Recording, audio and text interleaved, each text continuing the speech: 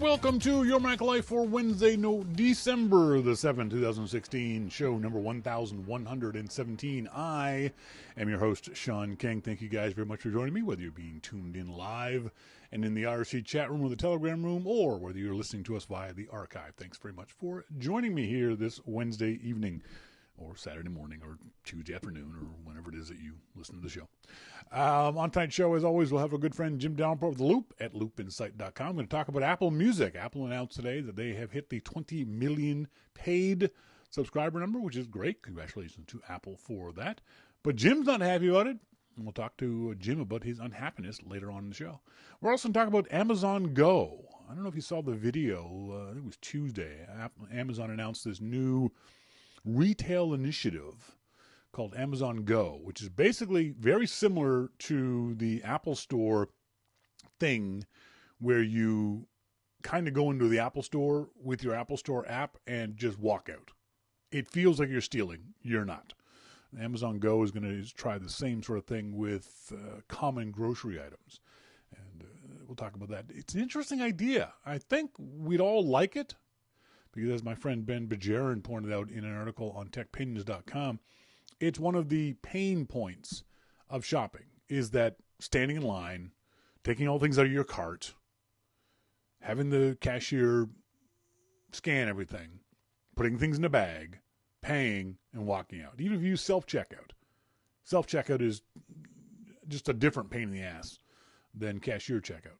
The Amazon Go thing takes that away entirely. How does it do it? They haven't said exactly. We'll talk about what we think we know with Jim a little later on the show. And is this a good thing or not? Is removing humans from the retail supermarket a good idea? If this is a success, does this mean Amazon will open up 20,000 stores across America? Probably not. Does it mean that Amazon is going to license this technology to other stores? You could imagine using this in Best Buy, in Aldi's, in Piggly Wiggly down south. You could imagine doing this in all kinds of retail environments where you're wandering around picking things up, looking at them, putting them into bags, into carts, or even big ticket items.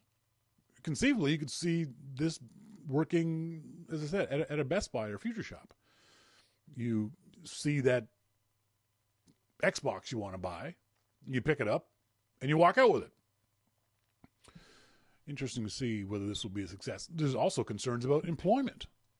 And granted, most grocery store jobs are actually not fair. They're not low wage. They're medium wage jobs. But all those people are unemployed.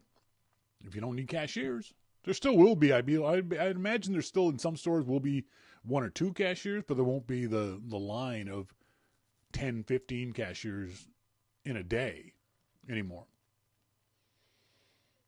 So, as Wayne says, not talking to ignorant and misleading Best Buy staff would certainly be a perk. That's true. I don't disagree with you on that.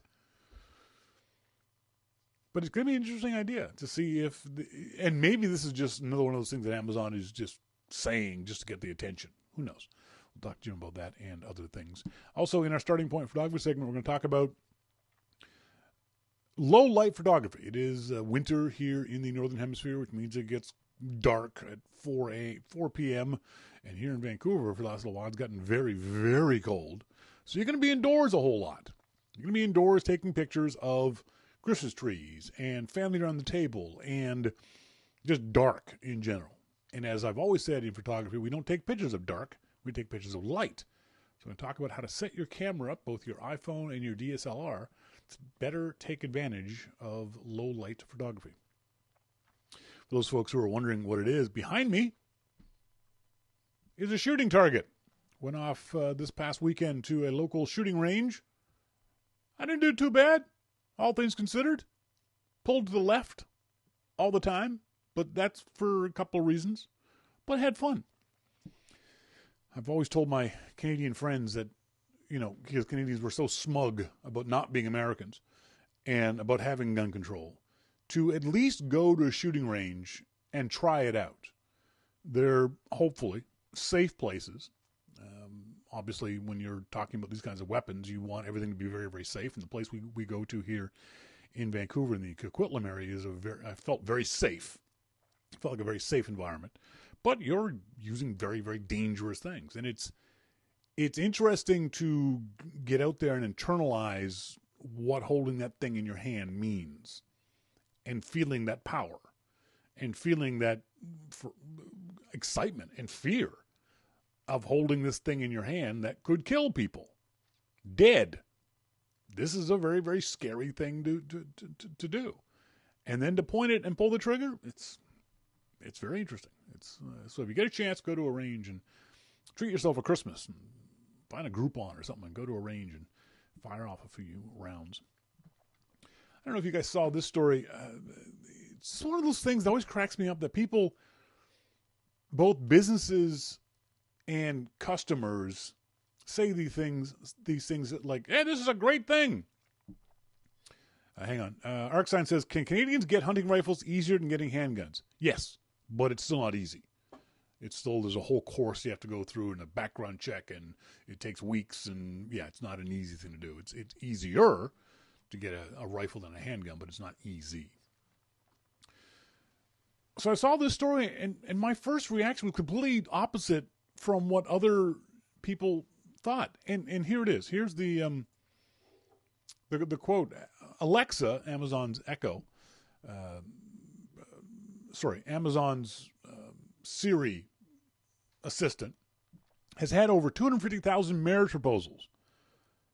That means that they're tracking and listening to customers. Yes, I understand. They certainly do listen. They have to. Just like Siri. Siri listens to what you say, because that audio has to be sent to a server somewhere, decoded, translated, then sent back to you for actions. So it's okay that Amazon is listening. And it's okay that Amazon is tracking. Amazon is going to want to know if last Tuesday they had 10,000 orders for Bounty paper towels. I get that. But collecting this information has nothing to do with the shopping procedure, is a little worrisome. The fact that Amazon knows they had 250,000 times have asked Alexa to marry them is very cute. It's a very funny little thing to put into your press release, except for the fact that it tells people that they're tracking, that they're listening, tracking, collating that data. That to me is very, very worrisome. Now, Amazon probably, don't know for a fact, but Amazon is probably not associating that data with Frank in Iowa last Tuesday asked Alexa to marry him. It's hopefully anonymized data where all they know is that X number of people said X number of things. But that being said, it's not the kind of thing Amazon should be telling people that they do. I guess it was about 20 years ago now. Remember the whole Janet Jackson, Justin Timberlake thing at the Super Bowl? That whole 10% teapot? It was really funny how the next day that TiVo sent out a press release that said that moment was the most rewound moment they'd ever had in the history of TiVo. And people lost their shit, and rightfully so. Because what it means is that TiVo was watching what you were doing. TiVo was tracking what people were doing with their TiVo box, how much they were rewinding, where they were rewinding at, how many times they rewound. So people were understandably a little upset. We should assume that in any number of ways we're being tracked by any number of companies. You should try to minimize it as much as possible. But when companies come out and say, oh, by the way, we're tracking your ass, that's a little worrisome. At least hide it from us. Don't be so blatant about it. Don't brag about the fact that you're tracking me, that we know what you do and know what you say. That seems kind of odd to me. I don't know, maybe it's just me. What about you guys? Are you bothered by by the fact that companies are announcing that they're tracking? I'm sure you're all intelligent enough to assume that you're being tracked in any number of ways. Are you bothered by the fact these companies seem tone deaf to that tracking? They're now going to announce to us that they're doing the tracking. Hey, guess what we caught you doing? No, man, don't tell me that. I don't want to know. Because if they're tracking that, what else are they tracking? Don't tell me what you're tracking. Wayne says, the average consumer doesn't care. The personal health monitor and fitness trackers all send non-anonymized data home. It may or may not be sold to people like insurance companies.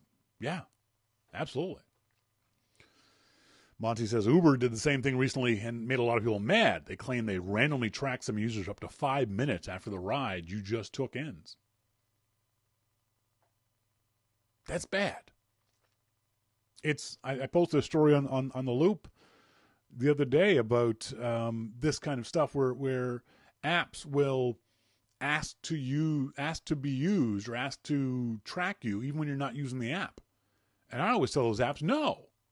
You don't need to know anything about me when I'm not actively using the app. There are some apps that do. For example, I've got a couple of motorcycle road trip apps that even in the background, when the app is on, it needs to be able to track me via GPS. I have no problem with those apps. But there's other apps. I've got photography apps. Or had them. I delete them as soon as I find this out. Photography apps that want to be able to track you when you're not using the app. No. When I'm using the photography app, yes, then you can geolocate where I take the photo. But as soon as I'm not using your app, you stop tracking me. And when you go into your settings, and you can see this location in location services, when I see an app that says something along the lines of use tracking information always, with no option to turn it off, I delete the app. I don't let any app track me always. That's just insanity. There's enough people tracking me in different ways that I'm not going to encourage anyone else to do it. Wayne says, my work released some new apps for employees. I was like, my phone isn't compatible. Monty says, iOS apps have 3 options for location info. Always, only while using, or never. Yes, but apps developers can turn those options off. They should all always be on. But quite often developers will turn off the only while using one and leave you with always or never. Yeah, Monty says Uber removed the only while using option from their app in the most recent update. Yeah, that's not cool, guys. Later on the show, in our starting point photography segment, we're going to talk about shooting photos in low light conditions with Christmas lights and indoors and those kinds of things, just even outdoors at night. We'll talk about how you can set your camera up to better capture low light photography. But up next, we'll talk to a good friend, Jim Dalrymple of The Loop at loopinsight.com, about Amazon Go and Apple Music. All that and much more coming up. This is your Mac Life.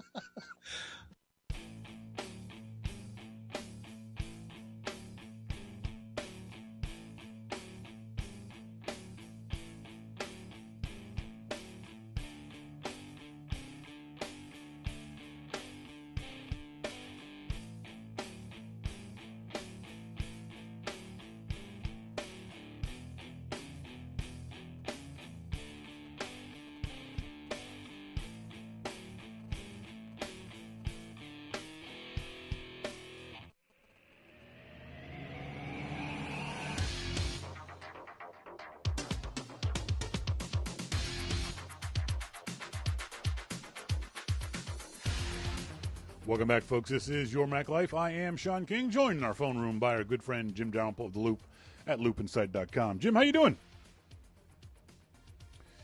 Hang on. No, I'm just fucking with you. Jeez, you son of a bitch! I have enough issues, man. Well, the past 2 weeks you've been messing with me at the beginning, so I thought I owed you one. Trust me, I'm not messing with you. It's my equipment that's messing with me. So yeah, I don't need you doing it too.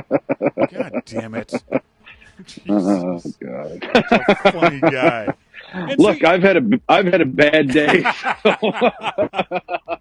But you had a bad day of your own making, and this is an interesting, just from a meta point of view. Jim wrote on the Loop, Apple Music hits 20 million subscribers by focusing on hip-hop. And what Jim said was correct in the way he said it, if you know Jim. The problem was that Jim's writing wasn't as clear as it could have been. First of all, let's talk about the story itself. Apple Music hits 20 million subscribers, which is a big deal. Congratulations to Apple. That's really good, isn't it?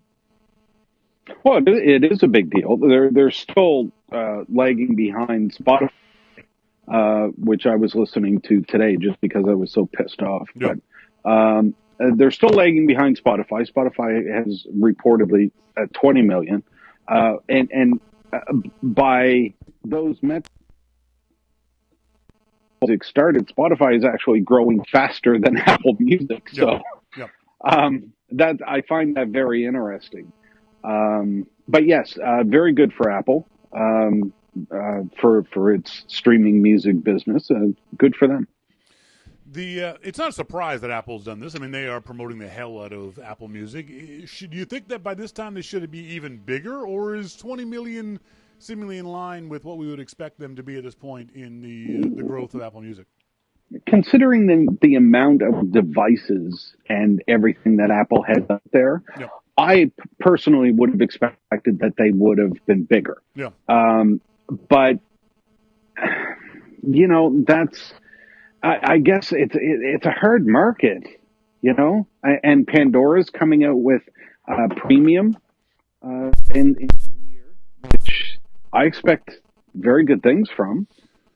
But it's a tough market, and Apple is going about it differently than what other services are. Yeah. Like, Apple is touting all the musicians that it knows, and we know this celebrity and we know that celebrity, and they'll be in commercials for us. Where other, like Spotify and Pandora, focus on, the music, which I think is more important. But and that's, I think, clearly Apple doesn't. I think that's what it comes down to, is that not only their view, Spotify, Pandora, and Apple Music's view of how to go about music in general and capturing subscribers specifically, but it's also from the point of view of the person writing about it. And this is where you got yourself into a little bit of trouble. Jim said, I did. Jim said on the Loop in his article that it seems very clear now that music, in quotes, is no longer in Apple's DNA. Hip-hop is what's important to Apple. Now, say you're sorry. I'm sorry. As soon as I read that, I was like, "Oh, did he just say hip hop wasn't music?" I know that's not what I meant. I know, because I know you. To me, music is about all genres of music, and that used to be what Apple was concerned with. Yep. Was all genres of music. You went to an Apple event one time, there could be the Foo Fighters, next time it's Kanye West. Yep. It was, everything was a part of Apple and their music. And when Steve Jobs would come out and say music is in our DNA, you believed him. Yep. But now, like the last event, Tim Cook said music is in our DNA. No, it's not. No, it's not. You know what's in your DNA? Hip hop. That's in your DNA. And that's fine. That's fine. If that's what you want to focus on as a company, fine. Yeah. But, and my issue isn't even that.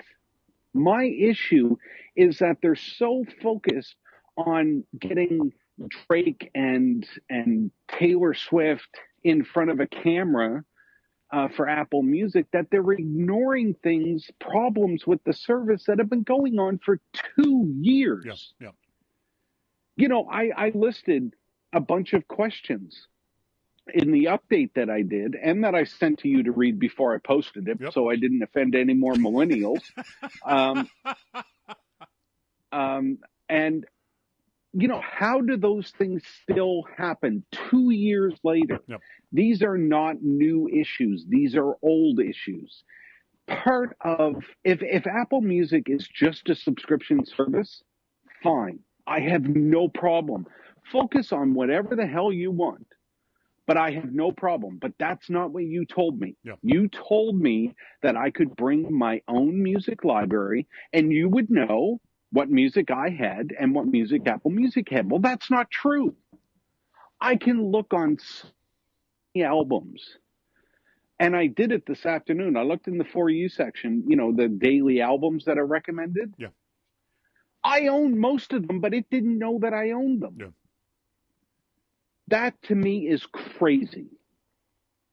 Don't tell me something and then, renege on that and then say how wonderful your service is because you have 20 million subscribers. That is what upsets me. But I think there's two separate issues here, isn't there? So I'm not done. So if Apple Music is simply a subscription service, then say that. Yep.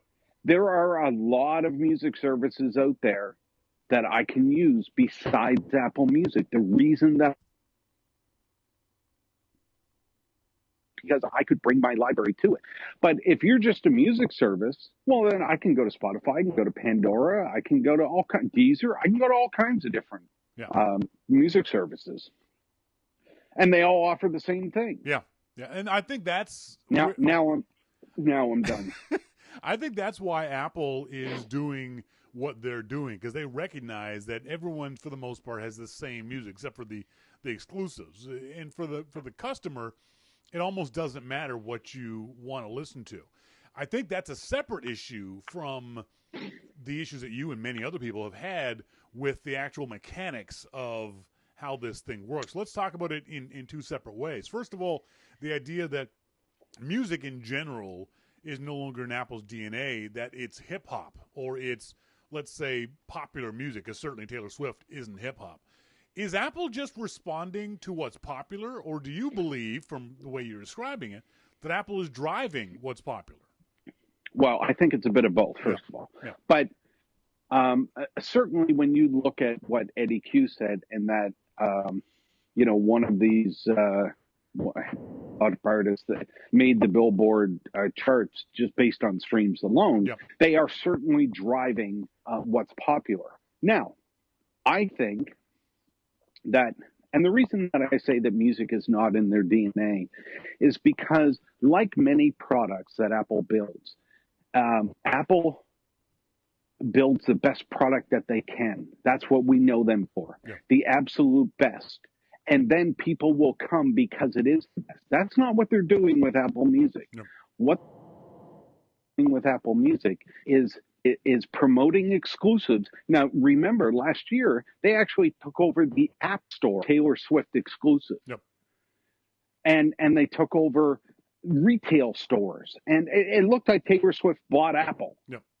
So that's not creating the best product because, as I pointed out today in the update to the article, there are still major problems 2 years in that they have not fixed. So the people that they're going for right now, maybe those people don't have libraries. All I'm saying is that the people that do have libraries, and Apple is reneging on their promise of what the service will do, eventually those people leave. And when the music trend shifts, all of the subscribers that they have will also leave and go to something else. And Apple will not have that base of customers that they've relied on for 15 years to build up. Monty in the IC chat room says, it further supports my opinion that I am not Apple's target market for Apple Music. Wouldn't that be said, the same be said of you, that you are not Apple's target market? Okay. Monty is exactly right. I am not Apple's target market. Then don't tell me that I can use the service when I can't. Yep. Apple told me that I could bring my library and I could do all this wonderful stuff.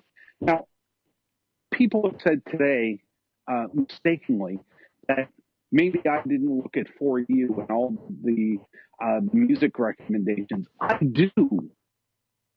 Every day I do. I look at those. The problem is recommending stuff that I already own, that I bought from Apple Music or I bought from iTunes. It just doesn't know that I own it. That to me is very frustrating. Yeah. Now, when I look at new albums today, you know what's on my list? The Weeknd. How can The Weeknd be on my list if Apple actually knows what I like? I religiously love and rate songs. How did it mistake Metallica for The Weeknd? That would be a good question. That's a fair question. It is a fair question. So is Apple two things? Either Apple actually doesn't know what you like and they're just fudging this whole thing, or they're so interested in selling albums or getting people to stream The Weeknd that willing to put it in everybody's list just to see if you'll listen to it and hope that you will, Yeah. and boost those numbers. It's a numbers game. Every subscription is a numbers game, and Apple is playing the game. Throw as many people in the top as you can, and hope that more don't fall at the bottom. That's all it is. The other issue is, I think the other issue is even more fair, that of the fact that the service does not work the way it's supposed to work. You've had issues, I've had issues, lots of people have had various kinds of issues when it comes to the way not like you said, the bad tracking, the bad recommendations, the screw ups when it comes to either deleting stuff or hiding music or screwed up libraries. And that's why I've stopped using it, was because I was spending far too much time trying to fix the things that Apple Music had. Are you okay? Have you fallen? Do you need 911? I'll get a beer. All right. I think that's a big issue too, with the fact that the software is not good. But that's been an issue with iTunes in any number of ways for any number of years. Is it a matter of the left hand, the right hand, not knowing what they do, but working independently of each other? The software guys are doing what they do, and Eddie Q and Dr. Dre and those guys are doing what they do. I think that a lot of it is that they're new. See, with iTunes Music, or it was about buying music, and I still buy music. With Apple Music, it's about how many subscribers you have. So Apple is playing the game. Apple is not building the best service they can. If they were, they would have fixed all of these bugs. And believe me, they know about them. Yep. I took video of these bugs and sent them to them over a year ago. So don't tell me that they don't know, because they do. And they're just playing the numbers game. They want to be able to come out every couple of months and say, now we're at 21 million. Now we're at 22 million.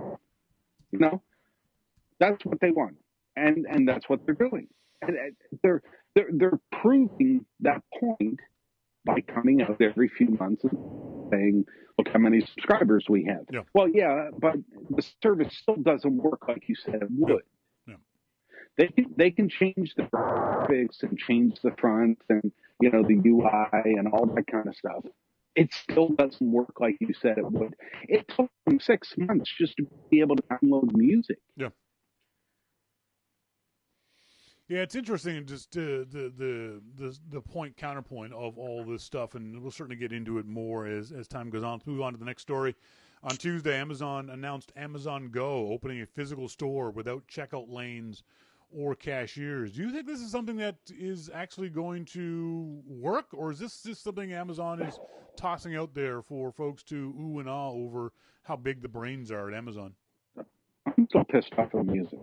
Hang on, are you walking around, Jim? Because your audio has gotten really, really choppy. Jim, Yes. is the audio going? Is the bandwidth under I'm the here. bridge? Is the bandwidth under the bridge really choppy? Because are you walking around because people were complaining about how choppy your audio was? Oh. So sit still. Nobody heard us. Let's start over. They heard you, but it was choppy. So just sit your ass down, All right. get a beer, get a cigarette, and calm down. All right. So now you get me all upset. I'm all upset because people made this stuff out to be about me being a hater and stuff. It's not. And like I said, when I texted to you, I knew what you meant, but the way it came off from either a neutral person or you're old enough now, you know well enough that people take what you say in the most negative light possible. Instead of taking it the most positive way, they take it the most negative way. So you have to write with that in mind and speak with that in mind, which is a pain in the ass. Because I knew when I read it, I thought, oh, that's kind of funny. I know he didn't mean that, and I start reading the comments. It's like, oh shit, no one else saw it. Well. Oh, God. How did we raise a generation of people like this? I don't know. No, it's not a generation because it's generational. I think it's old people, young people, middle-aged people. It's the internet that's doing it. It's because people can do this stuff anonymously. They can call you names anonymously on the Loop or on Twitter because you can't punch them in the face. They wouldn't do it if they were sitting in a bar with you. You're probably right. All right, Amazon. Amazon Go. Do you think this is just something that Amazon is going to toss out there for folks to ooh and ah over, or is this the future of retail? It's funny, when you look at what Amazon and Apple have done in retail, I mean, you feel like you're stealing at an Apple store. Yeah. You walk in, you grab your thing, you walk out, and you think, holy shit. Like we said last week, I have security follow me everywhere as soon as I walk into the store. That's I mean, right. when I start walking out with product, I expect to be arrested on the other side of the door. Exactly. But Amazon opened it up for employees. Yeah. So they're going to see how all of that works. It's interesting that Amazon's coming to brick and mortar in the way that they are. Yep. You would expect them to bring all those fake products that they sell online to brick and mortar, but no. The technology, I think, is really interesting. They haven't explained what they're doing, but from what I understand, it's they're tracking you via cameras all over the place. There'll be hundreds of cameras in here. They're tracking you via your phone. They're tracking you via any number of ways, possibly even RFID tags in the actual food products that you pick up or products that you pick up. Right, but is that like a mini bar at a hotel you pick it up and you charge for it? Or, Yes, that's exactly what it is. But unlike the frickin' mini bar, you can put it back at Amazon Go. In a hotel, once you pick up that mini bar, you better drink it because they're charging you for it. Yeah. It's interesting, though, that there's the downside of this is, there's an employment issue that, many cashiers around America will no longer have jobs. That may or may not be a bad thing. The other thing is people are saying, oh, this is going to eliminate shoplifting. I don't believe that for a second because there's going to be ways of gaming this thing. Hackers are going to want to hack the hell out of this thing because this is going to be kind of cool if I can hack this and get free groceries. Yeah. So I don't think this technology is going to be bulletproof. I also don't think that this is the beginning of the end of retail, as a lot of folks seem to think, that Amazon is now going to take over the world and build 20,000 stores all over the world or all over America. I think, like Ben Bajarin said, that Amazon's going to license this technology to other retailers. That they're going to license this to the Save On Foods here in Canada and to the Piggly Wigglies down in the States and those kinds of things. Where those what the hell's a Piggly Wiggly? A Piggly Wiggly is a southern supermarket. It's like a what's the big supermarket chain in California? Safeway, I guess. Safeway. Okay, we've got Safeways up here too.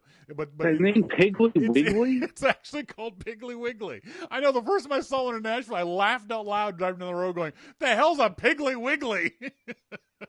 That sounds kind of dirty. I mean, it's a little naughty. That's right. It's a little I might have to go have a shower or something if there was a shower under the bridge. But, you know. But it's an interesting concept. It's my first thing is I want to know what's stopping me from, you swipe to get into the store. You swipe your phone, the barcode in the phone. That's going to let you into the store.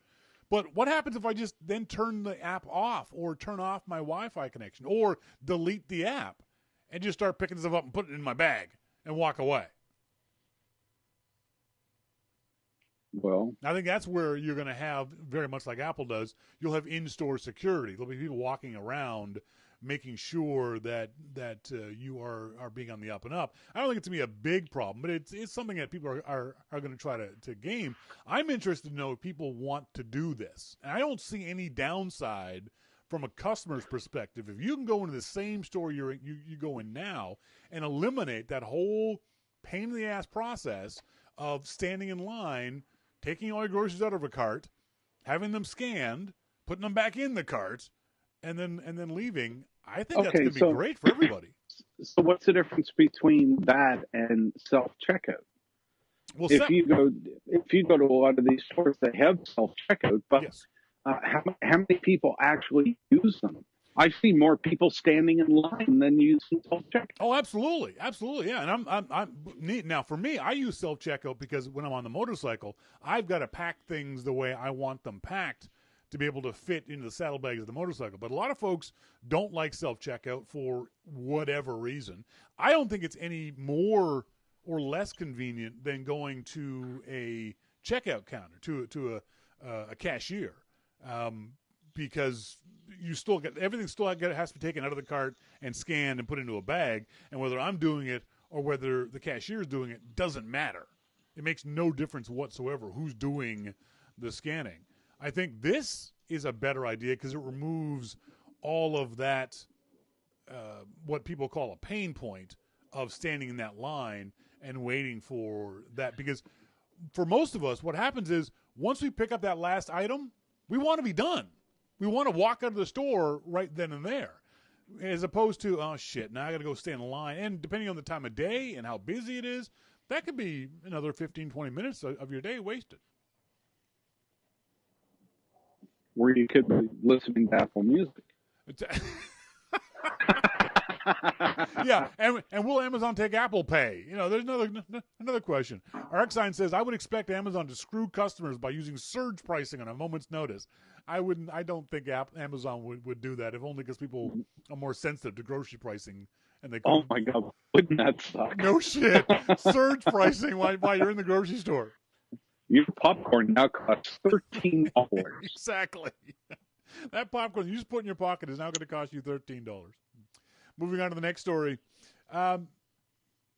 We saw this IDC report that Apple Watch sales had dropped 72%. And like everything from IDC, I completely ignored it right off the bat because though they have no idea what they're talking about. But the interesting aspect of it was very shortly afterwards, Tim Cook responded to an email from Reuters saying, no, in fact, our sales to the Apple Watch this Christmas quarter are the best they've ever been. What do you think from the big picture of the reasoning behind Tim Cook responding to Reuters? Is this a defensive move? Is this Cook being a little miffed at the reports? Is it him trying to cut off negative news at the source? What do you think was the reasoning behind Tim Cook doing this? I think that, if I were Apple, I'd be a bit miffed. Yeah. Because we all know, or we should know at this point, if you're new to the technology industry, then maybe you don't, but IDC makes up shit. IDC is the original fake news people. I'm gonna tweet that. Yes, good.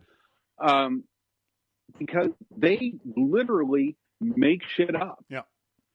and they were caught doing it. So I IDC used to be part of IDG Yep. where I worked at Macworld, That's right.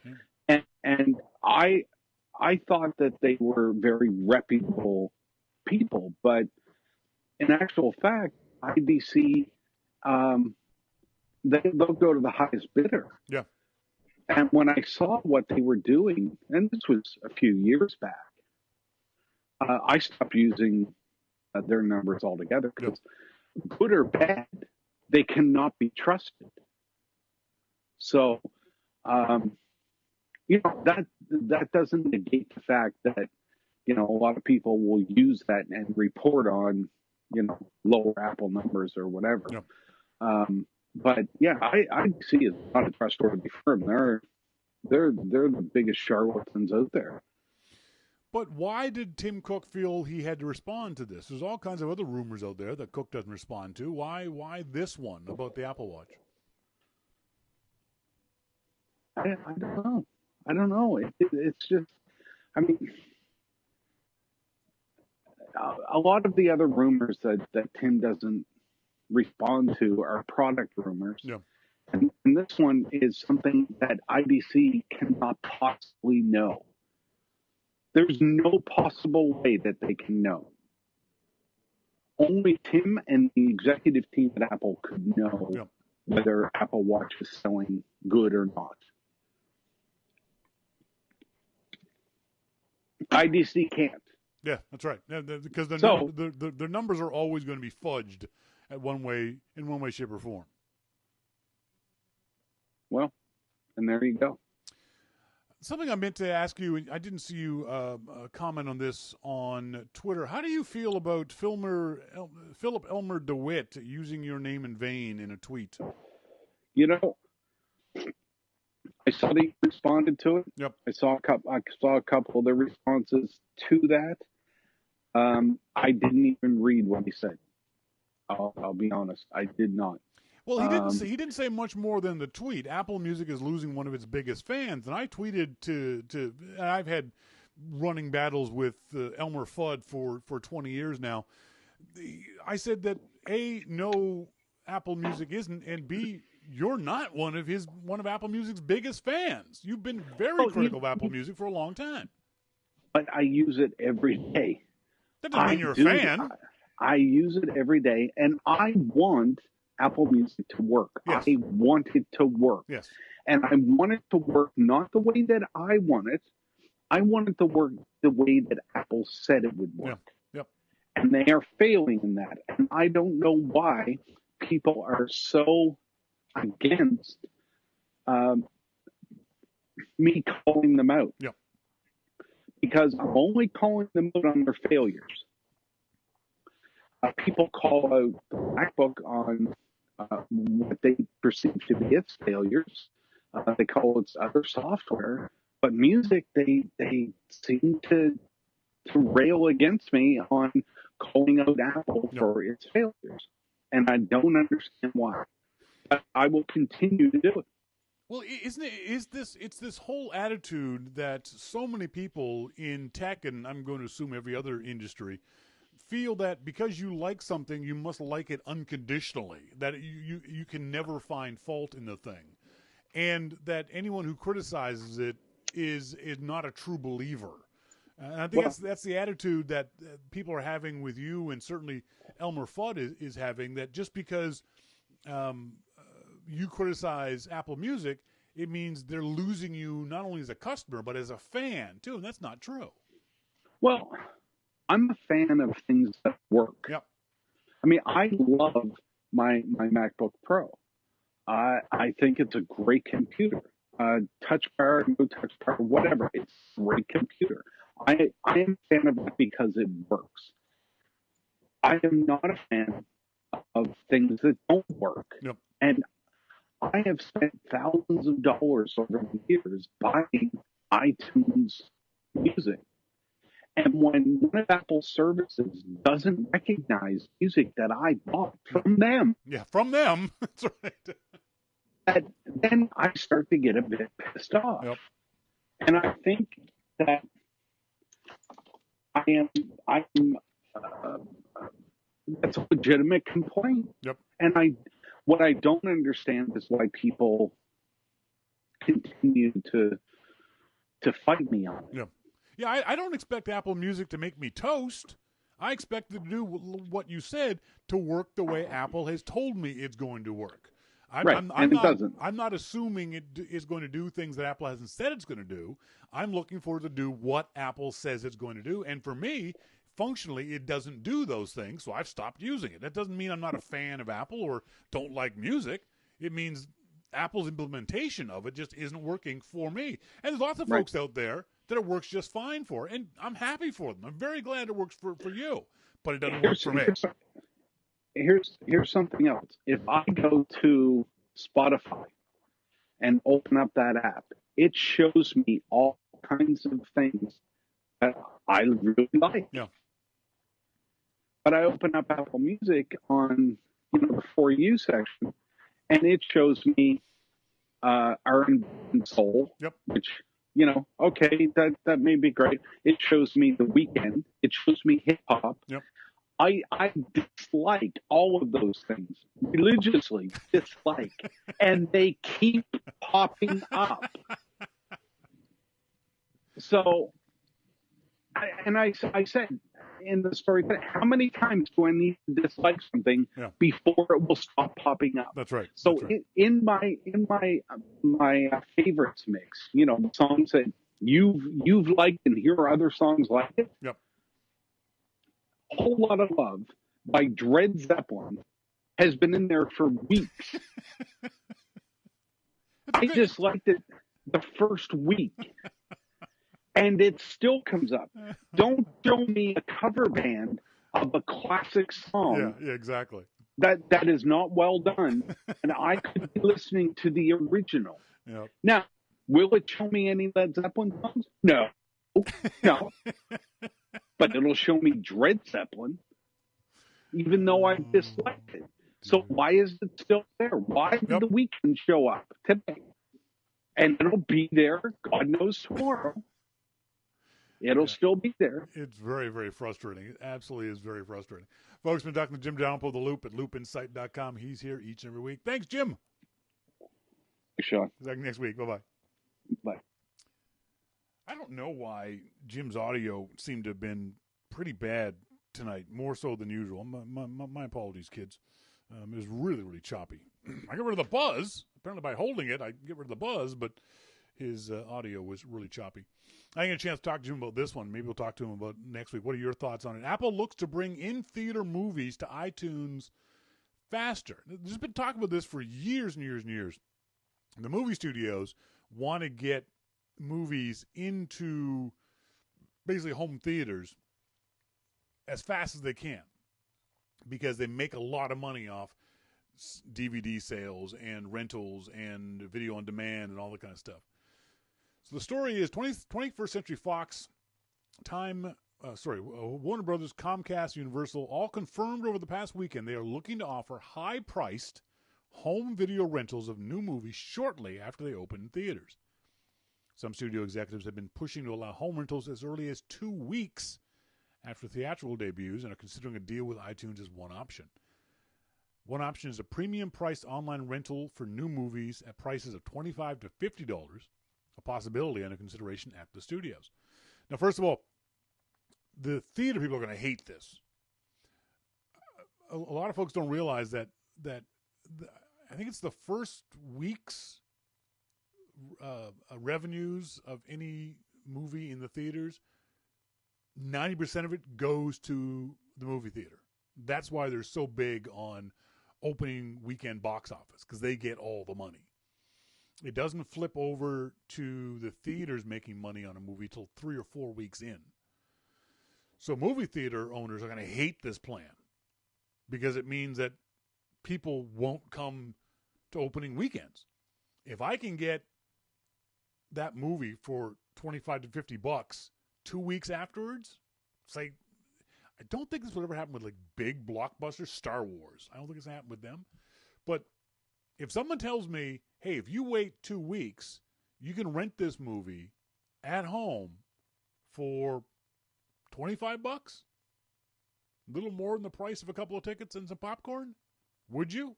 Hell yes. Especially if you're one of those people who's got a decent home setup. You know, you got a 50-inch TV with a good surround sound system and a nice comfy chair.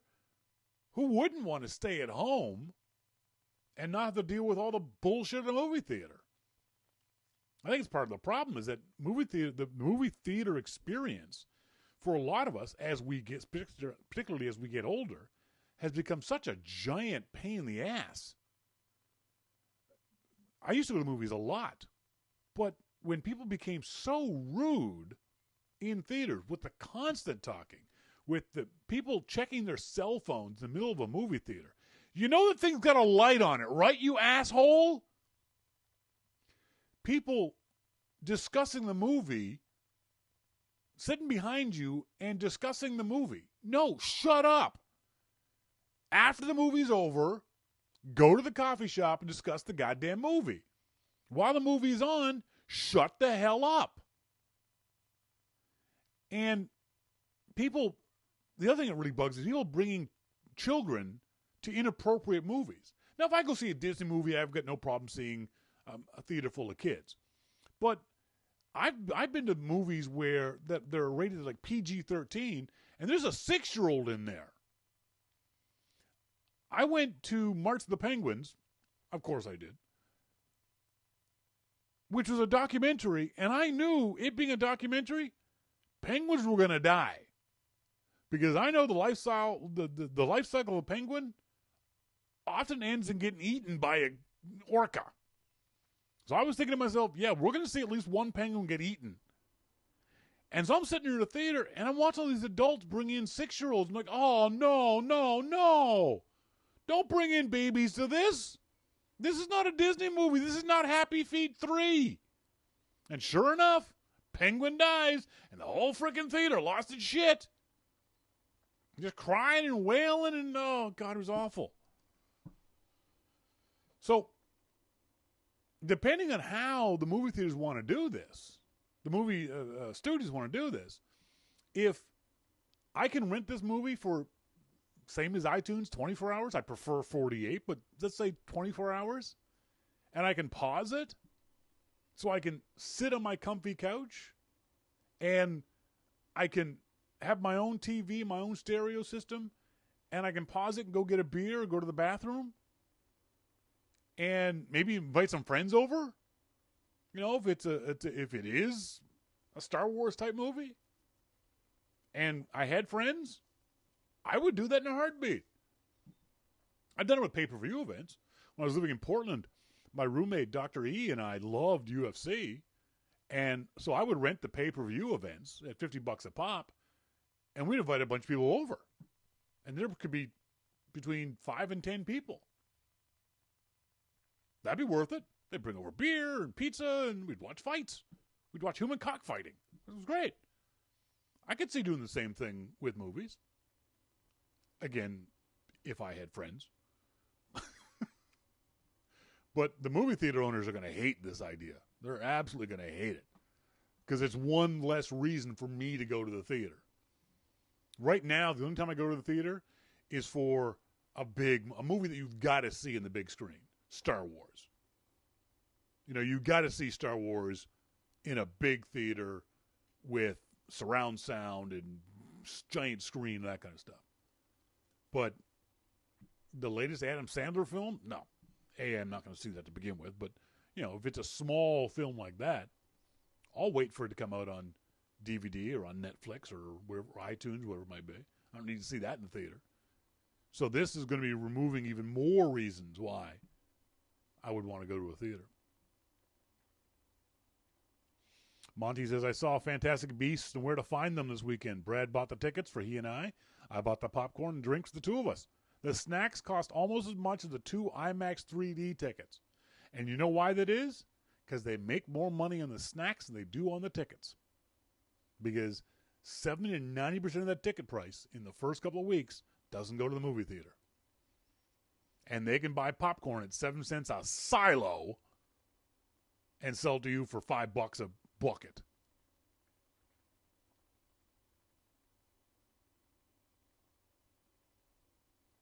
What do you guys think? Send me emails to onair@yourmaclifeshow.com. Would you want to do this? We talked about this story. We talked about this story last week, and it was funny. We talked about the fact that this police department in Prince Edward Island on the east coast of Canada, if they arrested you for drunk driving, they'd put you in the back and blast Nickelback.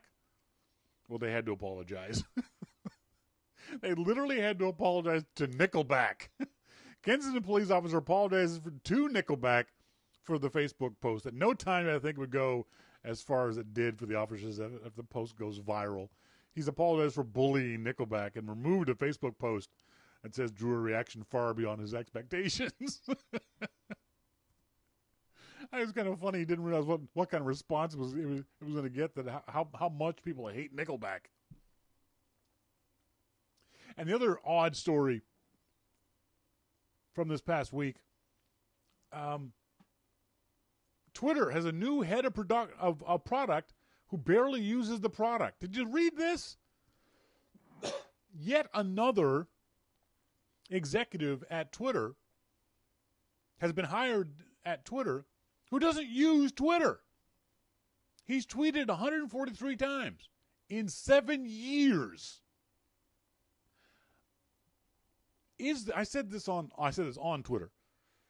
Is there any other company out there whose executives use their product less than Twitter?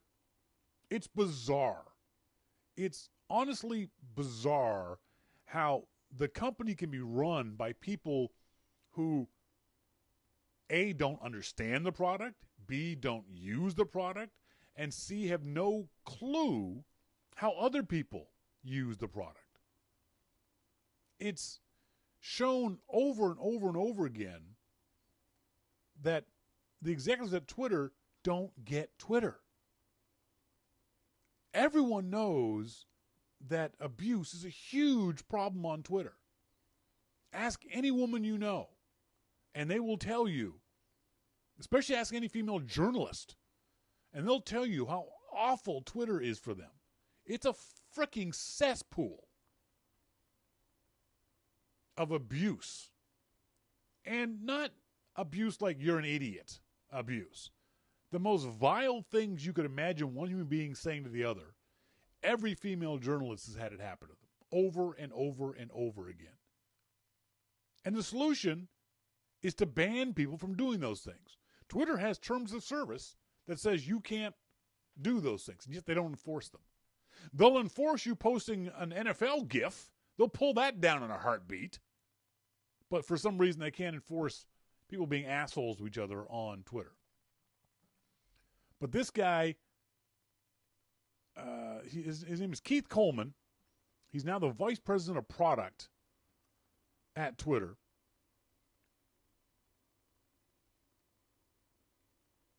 His Twitter history is pretty much non-existent.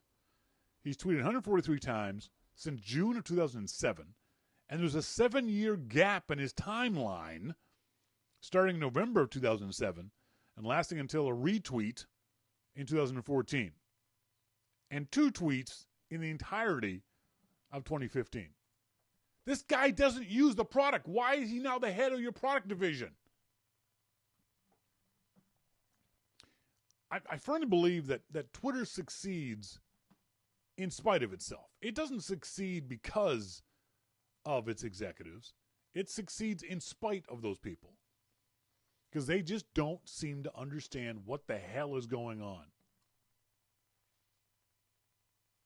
In our starting point photography segment, this is the time of year here in the northern hemisphere. It's cold.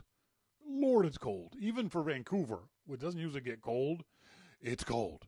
It's like -7 Celsius, which is, 25 Fahrenheit?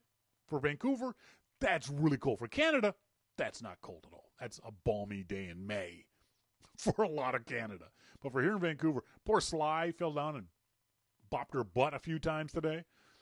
In the city of Vancouver, which is an hour and a half west of me, they got significant amounts of snow. And snow in Vancouver is like snow in Miami.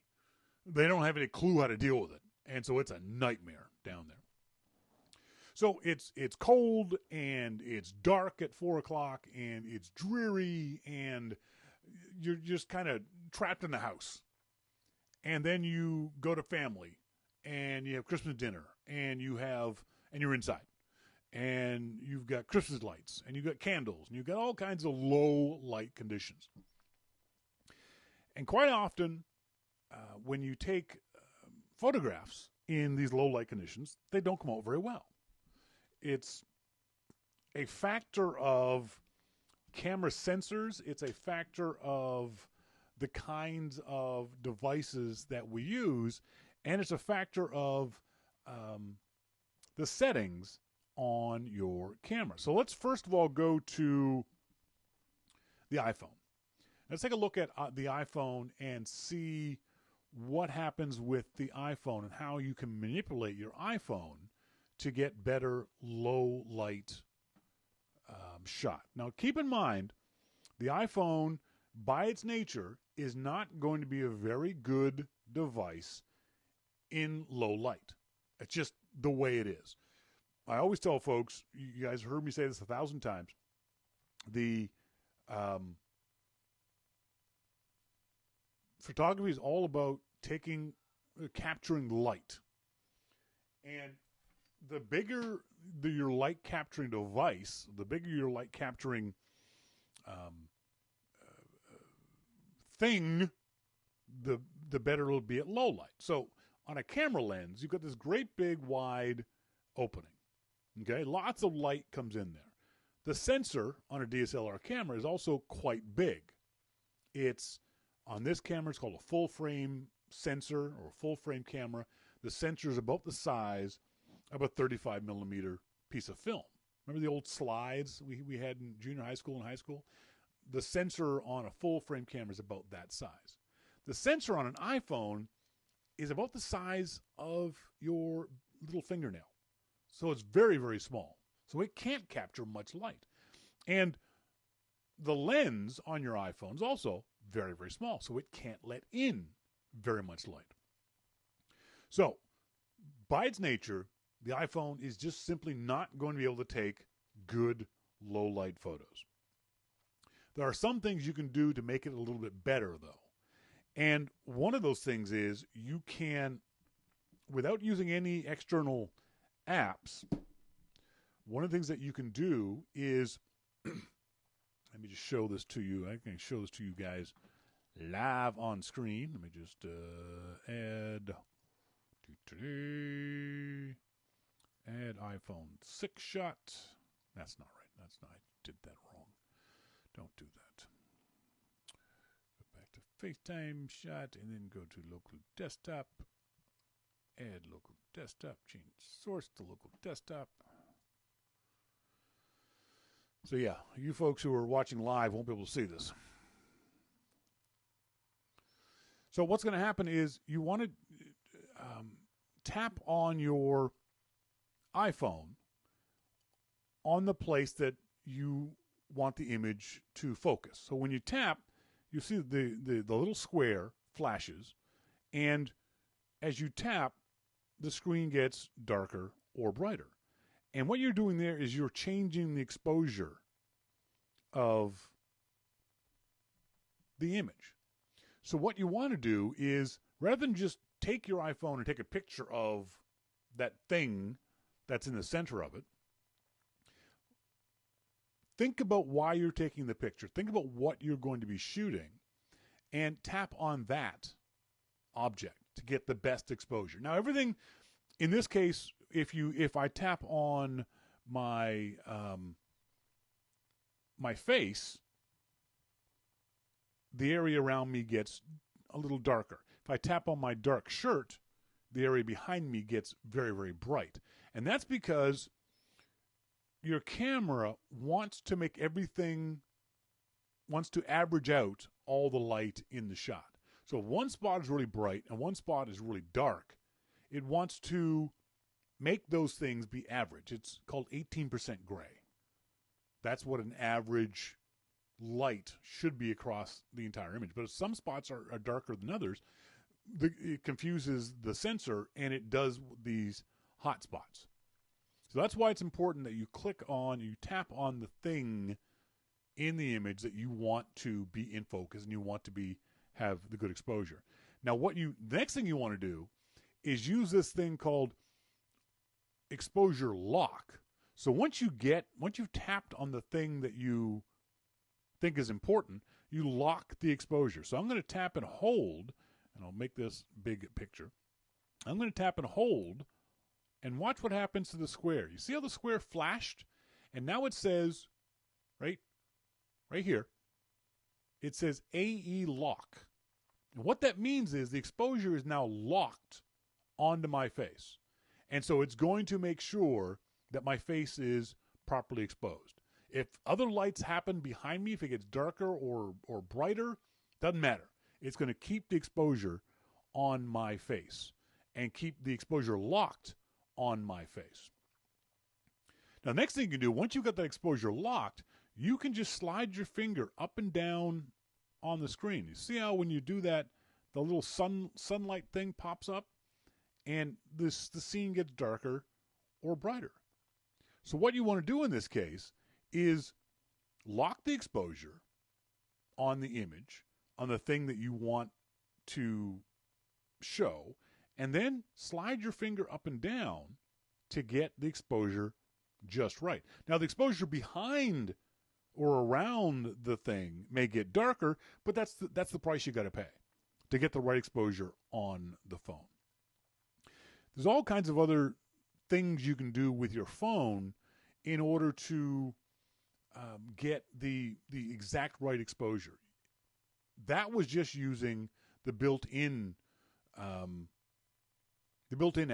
There are an app called Manual. There's Visco. There are dozens and dozens of other apps that allow you more control over things like white balance and shutter speed and exposure and all kinds of other things like that. But first of all, just practice with that, with just tapping on the image on the screen and holding it down till it flashes and then sliding your finger up and down the screen to change the exposure to make it brighter or darker.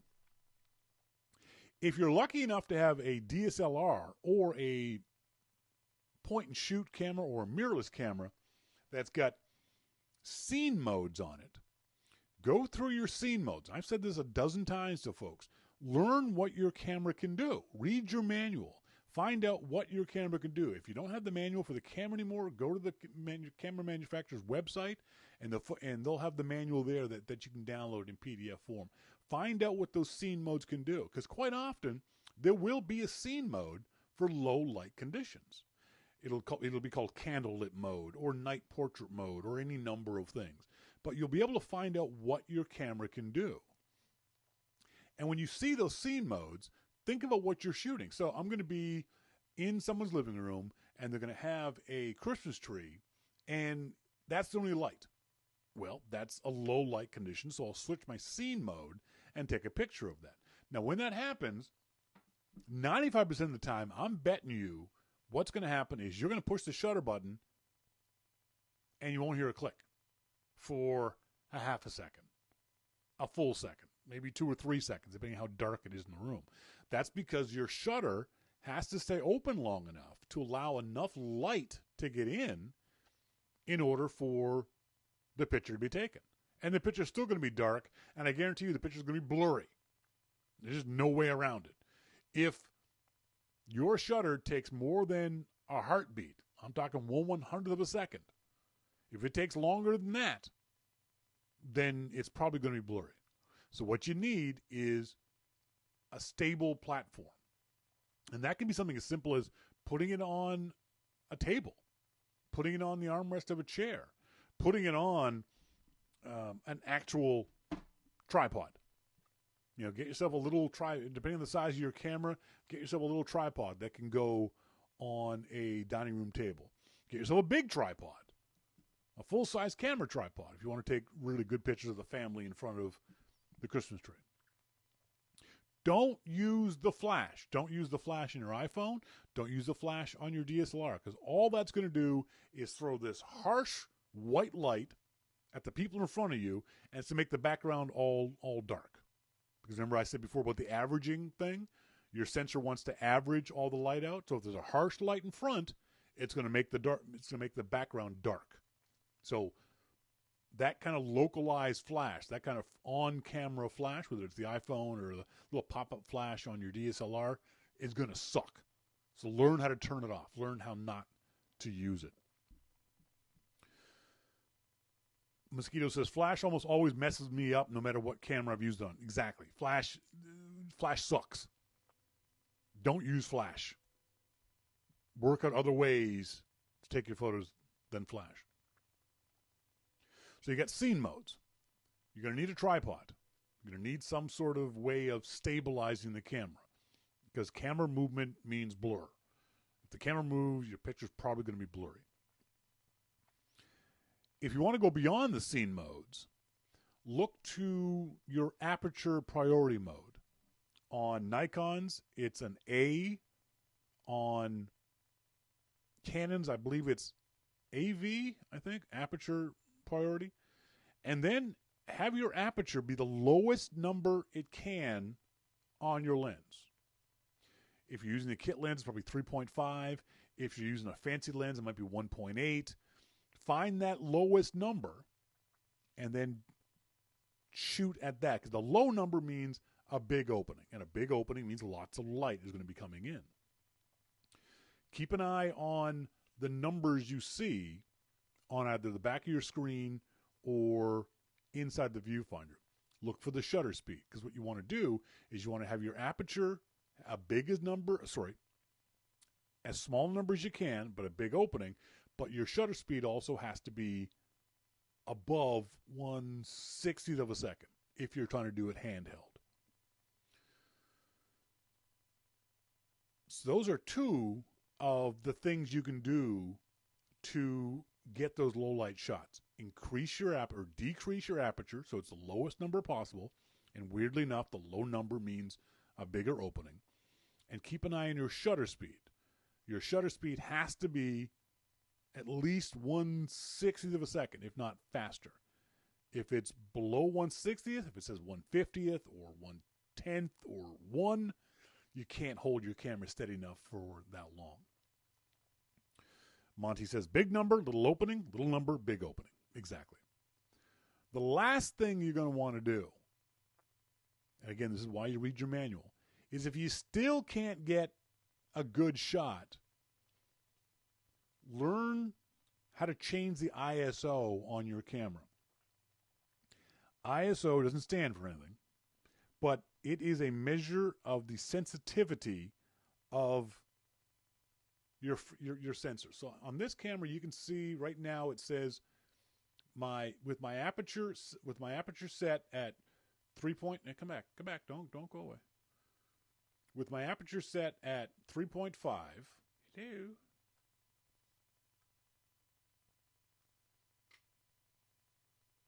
There we go. With my aperture set at 3.5, you can see my shutter speed jumping all over the place. The 60 number is the number I'm looking at. So it says my aperture is 3.5. My shutter speed is 1/50th, 1/60th. I'll move it around a little bit to see 1/500th. So what I want to do is I want to know how to set my ISO so it's as high as I can get it. And right there, you can't see it, but it says 3200. Normally your ISO is going to be set at 100. An ISO at 100, that same shot of me is going to take a full second. 200th of a second. 1.3, 1 second. So you see the number jumping around. But when I increase my ISO, I'll increase it to, let's say, 800 on this camera, which is a decent enough ISO. Now I'm down to 1/6 of a second. That's not right.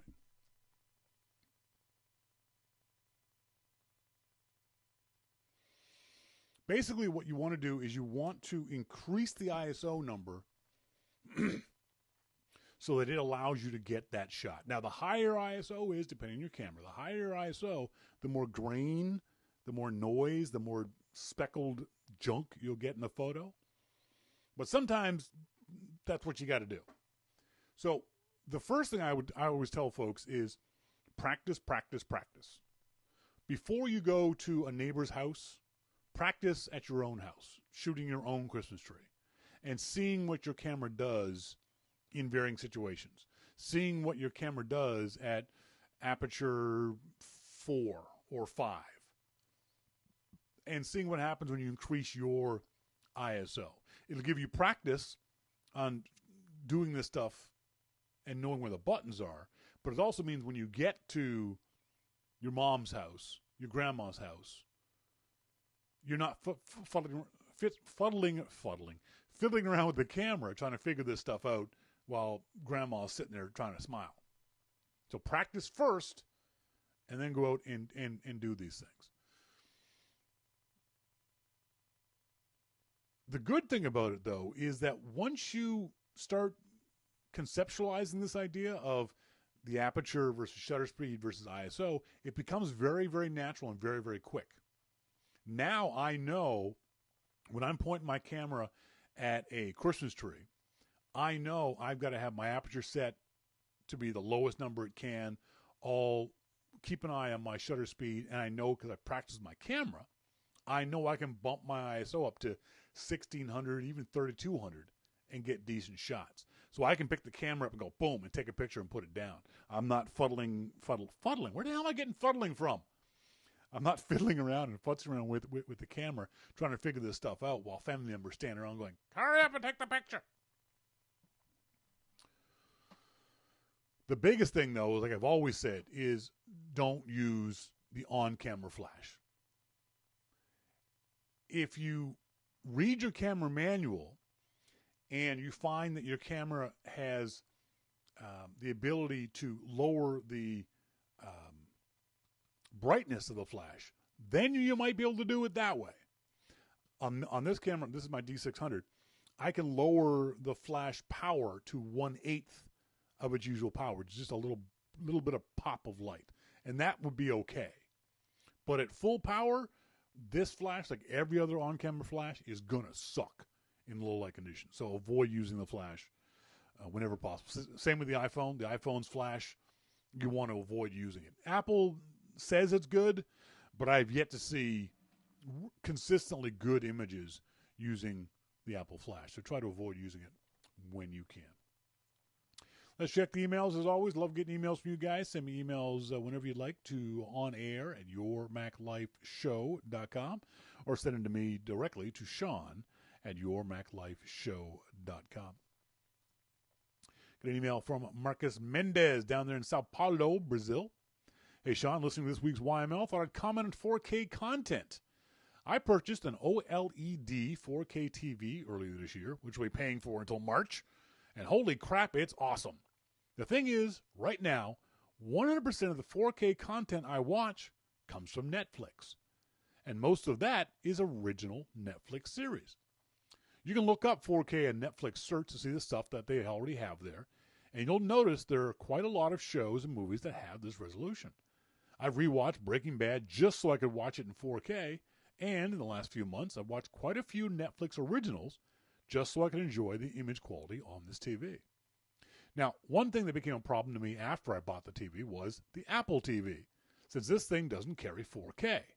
I hadn't paid much attention to that before, but now that 4K is a reality to me, I can see that Apple missed the boat on this one. I have to resort to the native Netflix app that came bundled with the TV, which isn't exactly a problem. However, since I got this TV, I barely use my Apple TV anymore. Anyway, just wanted to comment on the idea that there's no 4K content out there. There already is more stuff than I could possibly watch, although I do acknowledge there's a lot of room for improvement content quality-wise. Cheers from Sao Paulo, Marco Mendez. Marcus, thanks very much for sending me that. I hadn't realized that there was that much Netflix content available in 4K resolution. I know there's little to none, at least here in North America, broadcast TV. I don't know of any weeknight things like Big Bang and the news aren't being shown in 4K. I don't know if there's any. There is some sports I've seen advertisement for some sports in 4K. I haven't paid much attention to it because I don't have a 4K TV, so I don't worry about it. In HD right now, I think that's it. For the vast majority of people, HD is just fine for them. There's no need for us to run out and buy a 4K TV because right now HD works just fine. So why do I want to, if I've bought an HD TV in the past 4 or 5 years, why would I want to go buy another TV? I saw a comment here, I think it was from Mosquito, about, oh yeah, how do Apple stores handle checkout at this point? I've almost never bought anything while in one. I don't know, Mo, because it's scary for me. I know you open up the Apple TV, the Apple Store app on your phone. Oh, Hiker answered me, Shawn. Well, yeah, but okay, fine, never mind. Fine, Hiker answered. Fine. Monty says ISO stands for International Standards Organization, but that doesn't help many people relate the numbers to anything useful in photography. Yeah, ISO just stands for that. It doesn't stand for anything with regards to film or light sensitivity. Just think of whatever the number is, ISO 100 to ISO 25,000. It's a measure of light sensitivity of the sensor in your camera. 100 being low, 25,000 being very high. You only need to mess with ISO when you're in low light conditions. When it's a sunny day outside, your ISO should be at 100. And the easiest thing to do for a lot of cameras, especially beginner cameras, is just let your camera figure out the ISO. So you set your auto ISO and don't mess with it unless you absolutely have to. But most cameras are going to have an auto ISO function on them. Folks, that's it for tonight's show. I want to say thanks very much, as always, to our good friend Jim Downpour of The Loop at loopinsight.com for joining me here this Wednesday evening, and to you guys for being tuned into the show each and every week. I appreciate it. Don't forget, we got, I think, two shows. Can you believe it's the 7th of December? We've got 18 days, less than 3 weeks to Christmas. We've got a Christmas show coming up, the show before Christmas Day. And there won't be a show between Christmas and New Year's. There never is, never has been. So I want to remind you guys about the Christmas video. Please, please, please send me in a Christmas video. I did these last year, and they're really sweet. I like the idea. Just take a video with your phone. Just, hey, Shawn, Merry Christmas from me and my family. Show me a picture of your family. Send video of you and your wife saying Merry Christmas. Happy Hanukkah, festive Kwanzaa, Festivus, whatever it is. Do it while you're at work. Do it while you're out walking the dog. Just whatever it is, send me the video. Please try to do it in portrait mode. In landscape mode, not portrait mode, because then I got to switch it around. Just send me send me the video to onair at yourmaclifeshow.com. I'll splice them all together. Just introduce yourself. Tell me where you are, where you're from, what you do if you want. You got 15 seconds. And wish the Your Mac Life family a happy, festive holiday season. Send those in to me before the show, the Wednesday before Christmas. So, is that 2 shows from now or 1 show? It's 1 show, 2 shows from now. What's the date then? I don't know. Hang on. I got a new calendar. There we go. Today's the 7th, 14th. So send it by Tuesday the 20th. So do it in front of your Christmas tree. Do it while you're sitting on your Santa's lap. December 20th. Send it to me by then. On air at yourmaclifeshow.com or Shawn at yourmaclifeshow.com. Until next week, as always, I've been Shawn King, and you've been listening to Your Mac Life. Thanks for joining me. See ya!